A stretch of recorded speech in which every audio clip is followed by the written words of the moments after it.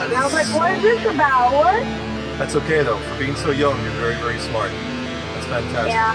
So keep up the good work, man, and stay flat, okay? Okay, I'm a flat earther.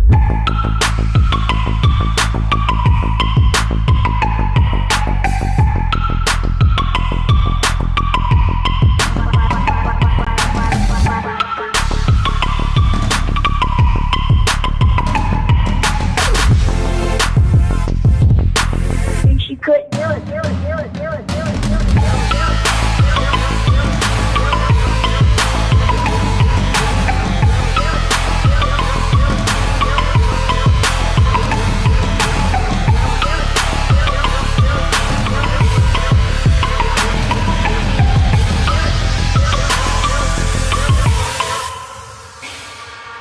I'm a flat earther. I'm a flat earther.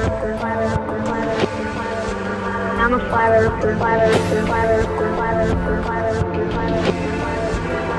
flat earther. I'm a flat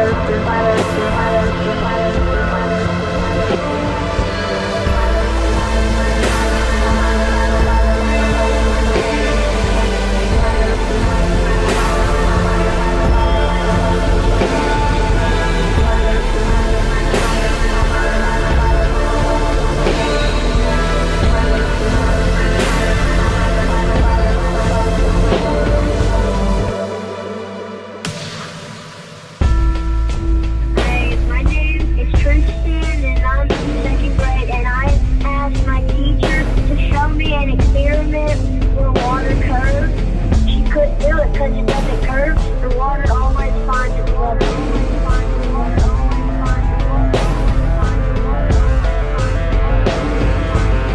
What'd your teacher do? She just didn't talk to me anymore. All she did was walk away. And I was like, what is this about? What? That's okay though. For being so young, you're very, very smart. That's fantastic. Yeah. So keep up the good work, man, and stay flat, okay? Okay, I'm a flat earther.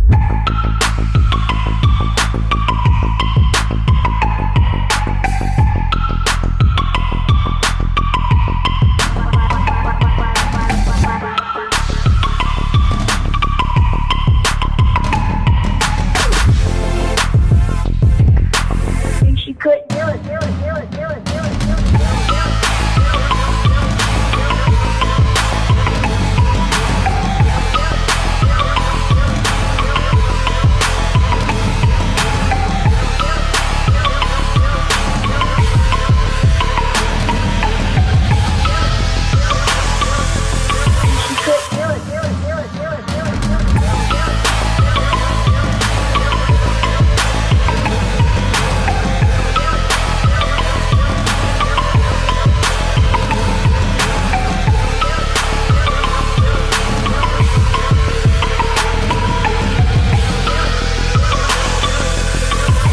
Rip this up for sound bites. This is awesome.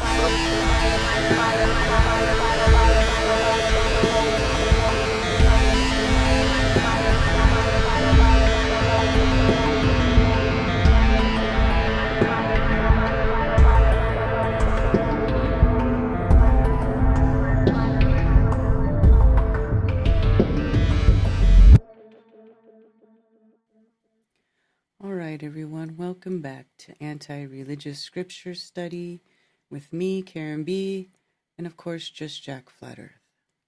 Shabbat Shalom. Shabbat Shalom. Peace and love to everyone who is missing Zulu One as he passed away this week. I'm just going to go ahead and read my disclaimer. Just Jack's disclaimer. To the religious, if you believe it's wrong to study the scripture outside of your religion or denomination, if you believe your religious leaders or church fathers are incapable of having inherited anti-scriptural traditions of men, if you've already made up your mind about scripture, including the scriptures shouldn't be studied at all, then the stream is not for you. To others, if you are open-minded to others' opinions, if you haven't made up your mind about scripture, if you've been turned off to religion but believe there's truth in scripture that may have been changed or hidden by religion, if you live according to scripture and like to dig in and discover more, then the stream is for you. We are looking at scripture in the original language using concordances or dictionaries for root words as well as context from a non-religion perspective. We will as well have life experience discussion. We are not here to argue with others about theology or doctrine by the traditions of men, including Catholicism, Christianity, Islam, or Judaism. We will be discussing the importance of origins and show how religions contradict the scriptures. There you go. All right. So we are in Deuteronomy 25, and sorry for the late day, folks. That's definitely my fault. I let my phone die, and I didn't use an alarm to wake up, and I really needed sleep anyways because I've had a very rough work week, and thankfully it's over. Praise Yah for Shabbat. But yeah, we're in Deuteronomy 25 whenever you're ready. When there is a dispute between men, then they shall come unto judgment, and they shall be judged, and the righteous declared righteous, and the wrongdoer declared wrong. Okay. And it shall be, if the wrongdoer is to be struck, that the judge shall cause him to lie down and be struck in his presence with the number of blows according to his wrong. Okay. 40 strikes he gives him, but no more, lest he strike him with many more blows than these, and your brother be degraded before your eyes. Okay. So, excuse me, no more strikes than 40. This is a concept that was told about Yeshua, that he got 39 streaks because he got 40 strikes save one. And the concept is that if you don't have a count, it's not that all the strikes must go up to 40. That's not what it's saying. It's saying that that is the limit because you need to be able to count, um, like the practice of, if you're in in a mode, like if you're upset or something, if you stop and you count, then you actually pay attention to what you're doing rather than just going off of emotion. And so when their punishment is counted in stripes, then it's like you can't, whip them more than 40, right? Mm-hmm. There's a limit to punishment. All right. 4. Do not muzzle an ox while it is threshing. For those of you who don't know, threshing is what they would do is they would have a large pile of grain, and they would cut off the stalks, so all you would have was the heads. And then if they have an ox walk around, and what that does is it removes the seed from the grassy part, right? The wheat from the chaff. And this is a process by threshing. Seems like that line seems kind of weird and out of place.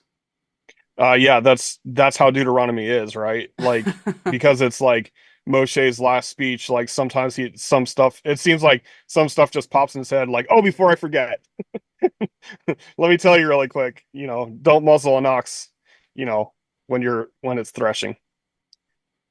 All right. All right. When brothers dwell together and one of them has died and has no son, the widow of the dead man shall not become a stranger's outside. Her husband's brother does go into her and shall take her as a wife and perform the duty of a husband's brother to her.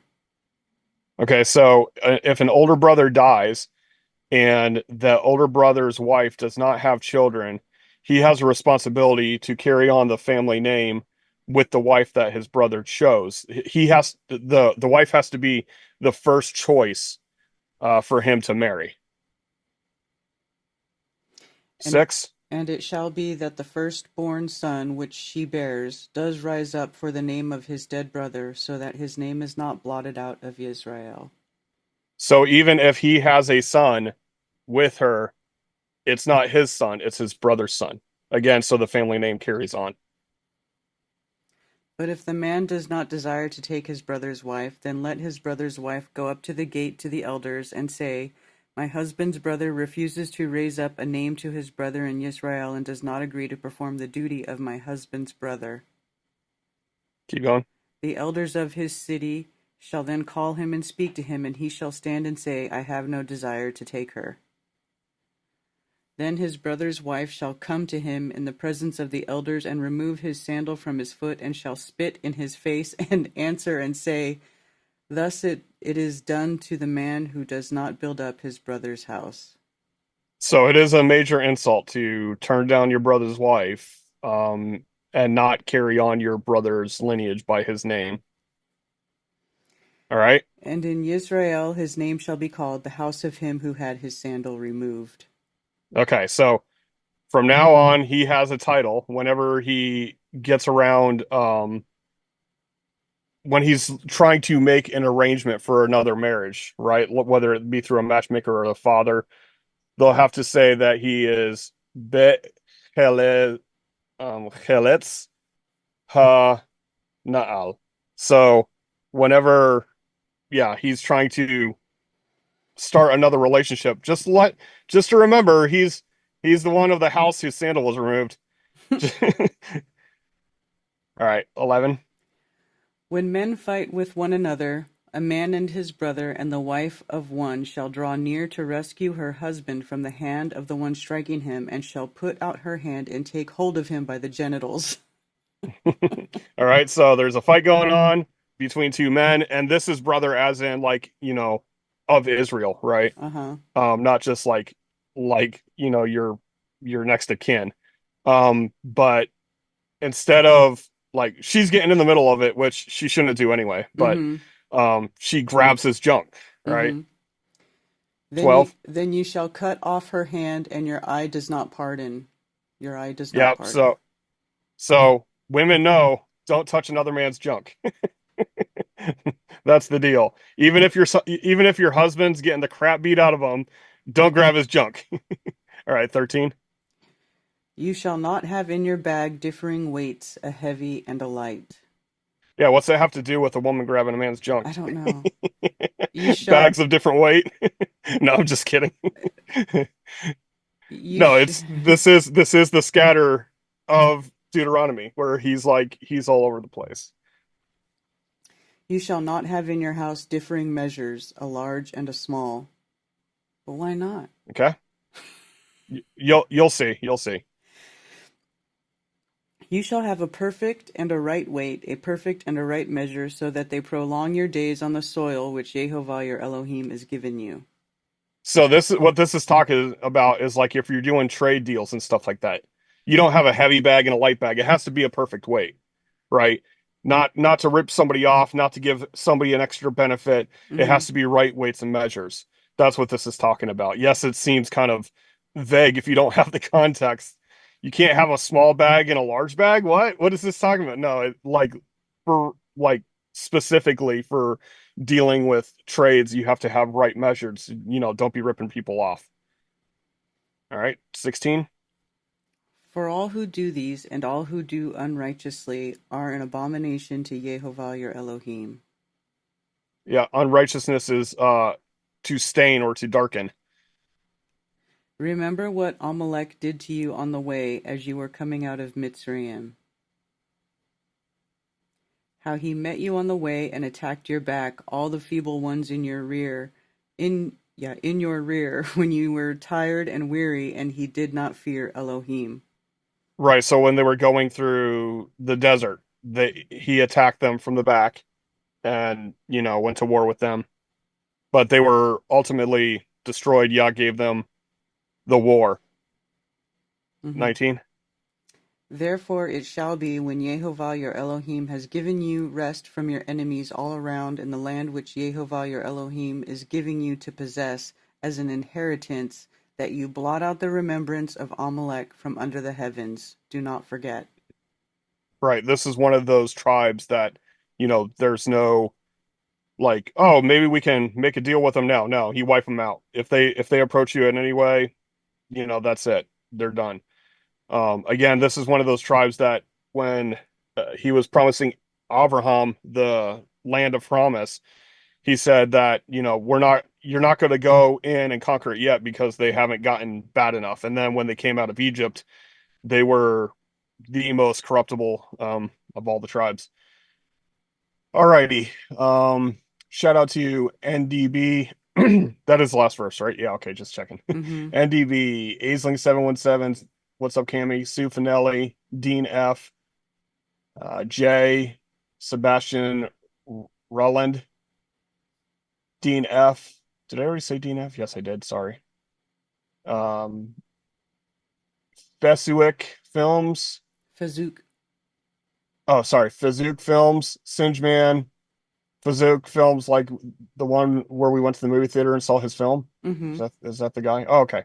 The husband Uh, and wife. yep. Mm-hmm. Carolyn, my wife, just Carolyn. Glass House may have been someone causing issues as they struck his comment.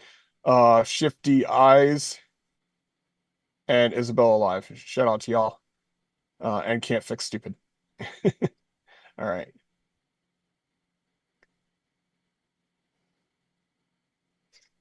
Just got to where Zulu's wake A lot of is. shout outs. A lot of shout outs about Zulu is the comment of the show. So Yeah, well, of course, it's going to be for a while. the scripture again, what kind of show is this? That's the show. Don't you get it? I'm confused. I'm confused to the first comment of Isabel Alive. All right.